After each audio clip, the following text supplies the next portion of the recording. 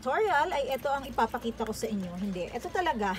Ito talaga siya, yung sling bag natin. So, pinangalanan ko itong Jasmine Sling Bag. Ayan. So, malalaman nyo kung bakit Jasmine ang ipinangalan ko dito. Ito. So, dalawa ang pwede nating magawa using this leather size. This is 6.25 inches. So, kung gusto niyo ay ganito lang siya, wallet-wallet lang ang, maliit lang, pwede naman. So, ito, kasya na rin ang dito, cellphone. Ayan. Yan. Tapos, ito, kung gusto niyo naman ay sling bag, ididiretso nyo lang yung i-spike stitch para magawa natin ito. Ang materials na kakailanganin natin para sa project na to, 12-ply polyester. So, aside from this, you can use 8-ply mercerized cotton. Ayun. So, yun yung kasing size nitong 12-ply polyester natin. So, ito yon. Gagamit din tayo ng handmade tag. So, kahit anong handmade tag, pwede naman. And then, itong sling natin. So, ganito siya, yung leather sling natin. Ito siya. Meron tayong dalawang klase. Isang yung gold ang kanyang hook at isang silver. Kailangan din natin ng O-ring. Okay? So, meron din tayong dalawang size na pwede magamit dito sa ating bag. Isang 20 mm at isang 25 mm. So, ayan yung difference niya ng size. And then, syempre, wag kakalimutan ng ating leather base. So, ang sukat po nito ay 6.25. Gagamit din tayo ng lock. So, bahala na kayo kung gusto nyo gumamit ng magnetic lock. This is 18 mm. O di kaya naman ay gamitan ninyo ng zipper. So, much better to buy, itong size kasi nito ay 7 inches dulon. So, pwede rin kayong, ayan, magkasing size lang naman siya. Okay, 7 inches o di kaya 8 inches. At para sa hook size natin, ayan, 3 mm mga kapatid. Gaano karaming yarns daw po ang nagamit dito sa project na to? 150 to 160 grams. Para sa sukat naman niya, yung height po niya ay 7 inches. Bahala na kayo kung gusto nyong taasan pa siya. And then 7.5 naman yung kanyang lapad. Ayan. Para sa selling price nito, pwede po natin itong ibenta sa halagang 500 pesos hanggang 700 pesos. Syempre, bahala na kayo pagdating sa presyo. Ayan. Get ready na mga kapatid! Simulan na natin ang ating tutorial. Iibahin natin yung umpisa nitong ating Jasmine Sling Bag kumpara dun sa mini coin purse. Okay? Yung technique lang.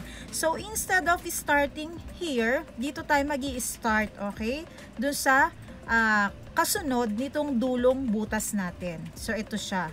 Itusok nyo lamang yung hook ninyo mga kapatid. And then, kunin natin yung yarn. Huwag na tayong gumawa ng slip knot, okay? So, huwag natin siyang i-secure. So, mag-start lang tayo dito.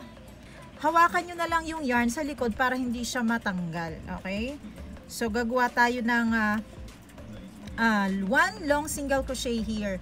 So, ito ay mai-ignore lang ito mamaya. Hindi natin siya isasama sa bilang. And then, here, sa susunod na butas, gagawa tayo ng 6 single crochet. 6 single crochet. So, maingat.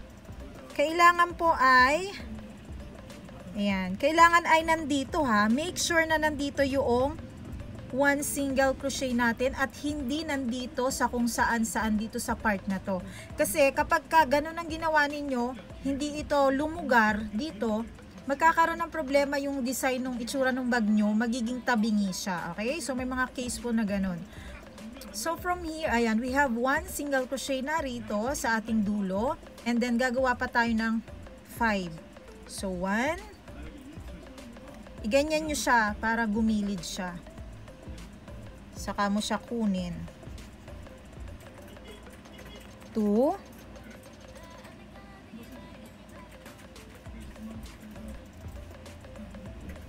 3. Ayan. 3. 4,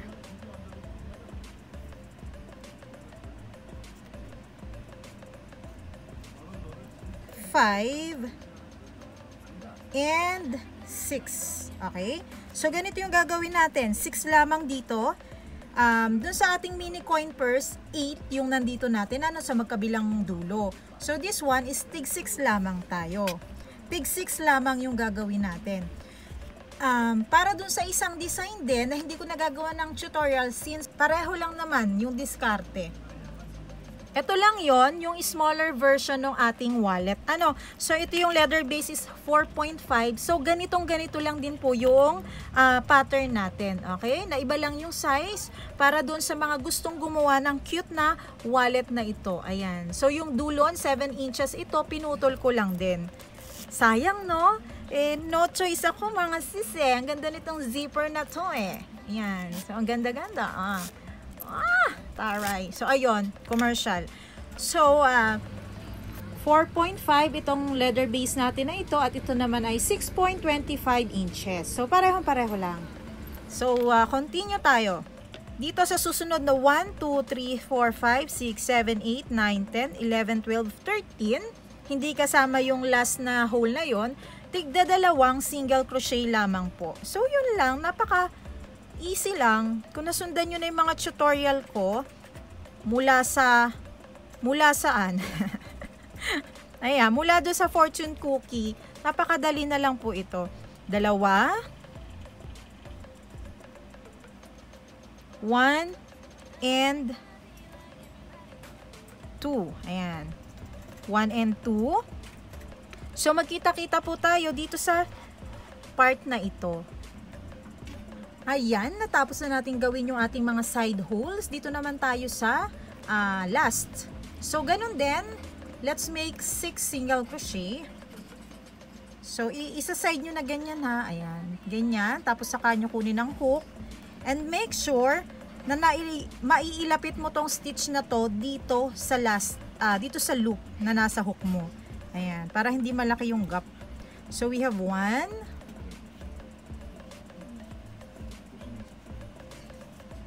2,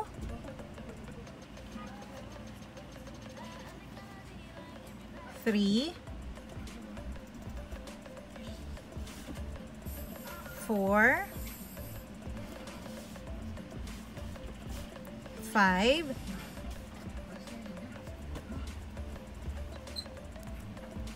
6. Ayan.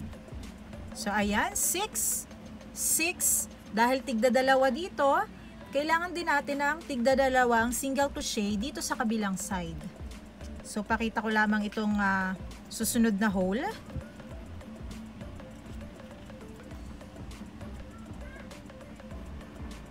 One, 2. Ayan. Tapos, tapusin nyo lang hanggang dito sa, dito. Magkita-kita tayo dito sa part na to. Ayan, habang ginagawa ko to, naisip ko, hindi ko pala na-mention earlier, yung mga maaaring magtanong kung, Madam, pwede daw po bang gamitin ng 10-ply polyester? Oo naman, pwede naman. Kaya lang, nire-recommend ko sa inyo, I suggest, na subukan nyo po ang 12-ply polyester. Subukan nyo lang. At baka pag nasubukan ninyo, ay, ewan ko na lang, charot. So, ayan, pwede po yung 10-ply polyester using the same hook size, 3mm. Ayan, dahil nandito na tayo sa pinaka-last na hole. Ayan. So, ang gagawin natin, pag halimbawa na hindi nyo nagustuhan yung mga stitch, may mga chismis, pwede nyo namang ulitin. Ayan, this is for demonstration only. Kaya hindi siya ganun ka-perfect. So, ayan, eto, nandito tayo. Dito tayo sa last hole. 1 and 2. Ayan. Bali, dalawang single crochet din yung ilalagay natin dito. Tapos ito, kailangan maitago lang natin ito maya-maya. Maya-maya. So, ayan. Nakikita nyo tong first top chain na to. Diyan tayo gagawa ng first increasing natin. So, ano daw po ba yung increasing? Yun yung paglalagay ng dalawang stitch na ginagamit mo sa isang stitch or hole. So, dito sa part na to, dito sa round na to, gagamit na lang tayo ng short single crochet. So, dito, dalawang short single crochet kasi increasing nga yun. Ilagay na rin natin yung tail, mga kapatid, para maitago na natin siya at bawas gawain later. So don't forget, dalawang single crochet. First increase. Ito po yung first increase natin. 1 single crochet into the same hole. Ayan. So, ito yung ating first increase. Gagawa lang tayo ng 7 increase sa part na to. So, 1, 2, 3, 4, 5, 6, 7. Okay? So, sabayan nyo ako. Sabay-sabay tayo. Charot. Laro-laro eh. Hindi mag-focus eh. Ito, second set of increase.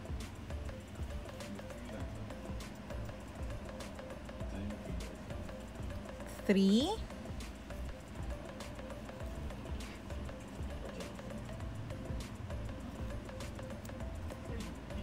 4.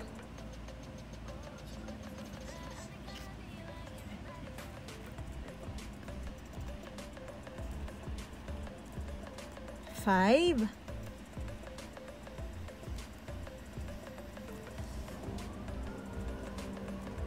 6. And 7. Ayan. Last increase natin para dito sa dulo. Ayan. So, ganito na naging itsura niyan, mga kapatid. So, dito sa mga susunod na stitches, sa side, gagawa lang tayo ng tigi-isang single crochet. Tago pa rin yung tail. 1 single crochet in each hole. So, gamitin na lang natin yung hole para wala na tayong or. Stitch or hole. So, ayan. Gawin nyo to hanggang makarating po kayo dito sa dito sa part na to. Hindi dito sa chain space ha, kasi dyan tayo magi-start ng ating increase. Okay? After 25 single crochet, after nung ating 7 increasing, ayan, magi-increase po ulit tayo dito starting from this chain space. So, 1 single crochet, another 1 into the same hole. Ayan. Ito yung ating first increase. Second. Third. Fourth. Fifth. Wow. Sixth. And seventh. Ayan. Pang-pito. Then after that, make 25 single crochet sa side na to, 1 single crochet in each stitch. 1, 2, at makita-kita po tayo dito sa part na to. Ayan, after 25 single crochet, mga kapatid, narating na natin itong first increase natin. So, hindi tayo mag-slip stitch kasi continuous stitch nga tayo. Ito na yung starting ng ating second round, which is yung ating spike stitch. So, dito sa kauna-unahang increasing natin, dito sa unang single crochet, gagawa tayo ng long single crochet. So, yung long single crochet natin ay i-occupy niya yung buong single crochet. So, dito tayo. Kitang-kita nyo naman, dito. Gawa tayo ng 1 long single crochet. Ayan. Dito, so, yung iba nagiging problema, kaya siguro mali-mali yung itsura ng ginagawa nila. Kasi akala nila, natakpan na tong stitch na to. Akala nila na-occupy na nung long single crochet yan. But remember, increasing yan, di ba? So, sa isang hole, 2 single crochet ang nandyan. So, dahil na-occupy na nung long single crochet, yung isang stitch, kailangan dito lang sa mismong kasunod na stitch, gagawa tayo ng short single crochet, which is, nandito lamang yan sa top chain po, yung stitch top chain. Nakakalito ba? So, ayan, just sa top chain na yan. Ilusot mo lang yung hook mo dyan, at dyan ka gagawa ng normal or short single crochet. So, meron na tayong 1 set ng short and long etong pagitan ng normal single crochet at saka long single crochet, lagyan mo ng stitch marker. Ayan. So, nililinaw ko na ng malinaw na malinaw. Para doon sa iba na nalilito pa din. Lagyan mo po ng stitch marker. Nalagyan mo na? O, paki ko. Charot. So, ayan. Dito na sa susunod na increasing mga kapatid. Natapos tayo sa short. Gagawin nating long, of course. Long. Joke lang yun ha. Yung iba dyan napaka-sensitive sa mga joke ko. Masyadong charot. Long single crochet and then short. Ayan. Pangatlong increase na yan. Kita nyo ba? Pangatlong increase na. Long single crochet. Partneran natin ang short single crochet. Ayan. Ganon din. Paikot lamang yan mga kapatid. Alay, ilang taon tayo nag-i-spike stitch hindi pa rin makuha. Charot. Alam ko naman po na yung iba ay ano lang, bago pa lang natutuklasan ang kagandahan, ang alindog ng ating spike stitch. Too much daldal, my friend. So, ayan mga kapatid, ituloy-tuloy nyo na lamang ang pag-alternate ng long and short single crochet at magkita-kita tayo dito sa banda rito kung saan ay meron tayong stitch marker. Ayan, ganito na po ang itsura kapag ka nakagawa na tayo ng 1 round of spike stitch. So, patapos na tayo. Nagtira ako ng 2 normal single crochet or short single crochet para makita nyo, syempre. So, nagtapos ako dito sa short single crochet. Gawa natin ng long sa susunod. Long single crochet. At ang kasunod naman ay short, of course. Ayan. So, na ito ang hiwaga ng stitch marker. Bakit nilagyan natin ng stitch marker? So, magkakaroon tayo ng magic dito kasi ano na second round na ng spike stitch. Okay? Hindi tayo, di ba, dapat short single crochet kasi ito. So, anong kasunod? Di ba, dapat long? Dito sa may stitch marker, dapat long. Kaya lang, paano magiging long? Long yan, long pa rin yung kasunod. So, ma-off na yung ating spike stitch, di ba? So, here is the magic. So, itong part na to, itong nasa pagitan ng stitch marker, as you can see, single crochet ito. Gagawa tayo ng long single crochet dito. So, makikigamit tayo ng stitch which is occupied na sana nitong single crochet na to. Kanya na to, pero makikiamot tayo. Ayan. Ginagawa ko na, I'm trying my best yung simple term para maintindihan nyo at magets ninyo. Ayan. So, makikiamot tayo dyan ng stitch na yan. Gagawa tayo ng 1 long single crochet. Okay? Now, yang sa may stitch marker na yan, mga kapatid, tanggalin ang stitch marker at lalagyan mo ng short single crochet dyan. Okay? So, let's tanggal-tanggal the marker. Huwag kalimutan. Okay, so dito, lagyan natin ng short single crochet. Ayan, yan na po ang beginning ng ating second round. At dyan, magtutuloy-tuloy na po tayo sa ating spike stitch. Dire-diretso na po yan, hindi na yan dapat magkakaroon ng magkasunod na long single crochet or magkasunod na short single crochet ha. Dahil dun lang tayo magkakaroon ng problema. Dun lang dun sa part na yon. Okay, dahil na-explain ko na ng maayos, kayo na po ang magtuloy. Siyempre, sino pa ba? Ipatuloy mo dun sa kapitbahay mo. Sige, ayan. Ituloy nyo na lamang po ito hanggang sa yung haba ng bag na gusto ninyo. Wala na magiging problema. Spike stitch na po yan hanggang sa pagtaas. Kung gusto po ninyo ay 6.5, ang kabuuan kasi nito ay 7 inches. 7 inches, 6.5 po yung spike stitch natin. And then, half inch naman po yung ating edging. Yung ating plain single crochet. Up to you kung gusto nyong taasan pa.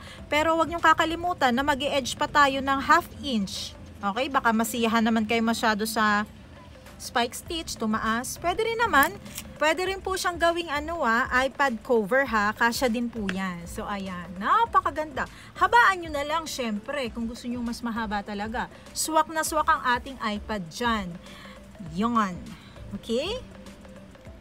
Ayan. Kapag nagawa nyo na po yung haba na gusto ninyo para sa spike stitch ng inyong bag, so, kung saan tayo nag-start ng ating stitch, kung saan tayo nag-attach ng ating yarn sa ating leather, doon din po sa katapat niya tayo mag-i-end ng ating spike stitch. So, nakita nyo naman, when you flat it, wow. Kapag naka-flat siya, makikita nyo, andito siya sa side. So, yung last stitch natin ay long single crochet. Dito na mag-uumpisa yung ating rounds of single crochet lang. So, single crochet, all the way around po. Gagawa tayo ng 3 rounds, okay? So, hindi ko na ipapakita, basta continuous lang po yan. Kailangan ay 3 rounds of normal single crochet. Ayan, patapos na po ang ating rounds of single crochet. 3 rounds. Pero kayo, bahala kayo kung gusto nyo dagdagan pa. Ayan. So, check natin. Dito tayo magtatapos. 1, 2, 3, 1, 2, 3. Mag-i-slip stitch na lamang po tayo dito sa susunod na stitch. 1 and 2. Then, after that, cut the yarn. Hilahin lang yung tail. Weave na po natin yung tail natin. Kapag okay na po ang lahat, ikakabit na lang natin ang ating mga accessories. So, ayan. Itong O-ring na to, medyo pricey siya, pero okay lang kasi hindi mo na kailangan magtahi-tahi or what. So, ang gagawin na lang natin, ayan. Pero, kakailanganin pala natin ng long nose just to make, luwag-luwag na butas dito sa side. So, dito. Okay. Tansyahin nyo na lang kung saan nyo ilalagay yung O-ring natin. Okay? Ito, pampaluwag lang to ng butas. Ganito talaga dapat, madam. Ayan, di ba? Kitang-kita mo. Butas na. So, lagay natin si O-ring.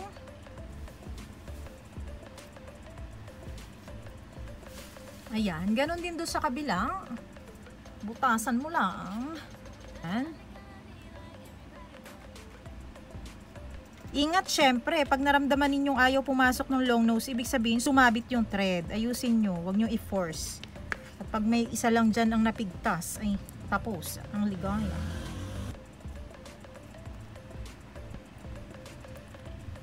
Ayan, ganyan lang siya ka-easy ilagay. Hindi natin kailangan magtahi-tahi, hindi katulad ng mga D-ring. Tapos ayan, kabit mo na yan. Oh, by the way, yung magnetic lock, napaka-easy lang naman ikabit nun, di ba? Itatahi lang naman yun. Susubukan ko na lang gawa ng separate video yung pagtatahi ng zipper at saka yung paglalagay, pag-attach ng magnetic lock. So, kung alin yung gusto nyong gamitin doon. Pero easy lang naman yun, di ba? Marami na akong tutorial dito sa aking channel ng mga paglalagay ng zipper, paglalagay ng magnetic lock. So, ayan. Ganito lang naman ang paglalagay niyan. Tapos, ilalagay ninyo ito sa likod. Ayan. Tapos, saka nyo siya i-bend. Hindi ko na i-bend kasi titingnan ko pang mabuti kung pantay yung handmade tag. So, ayan. Mukhang hindi. Mas lamang dito. Babaguhin ko na lang. So, ito siya mga kapatid. Ito, meron na tayo nagawa ditong kulay red. Itatahi lang natin si 18mm na magnetic lock. So, sa pagtatahi ng zipper, magiging iba yung technique na gagawin ko. Maybe. Dahil nga meron tayong O-ring sa bawat side neto. So, ayan mga kapatid. Salamat naman po sa paghihintay ninyo na ilabas ko ang tutorial na to. At super busy talaga ni Madam. Always naman. Ayan. So, ilalagay ko na lamang po sa description ng ating video yung link kung saan kayo makakabili ng ating mga materials. Salamat po sa panonood. Kung may mga katanungan kayo, ay i-comment nyo na lamang sa ating comment section. Bye-bye!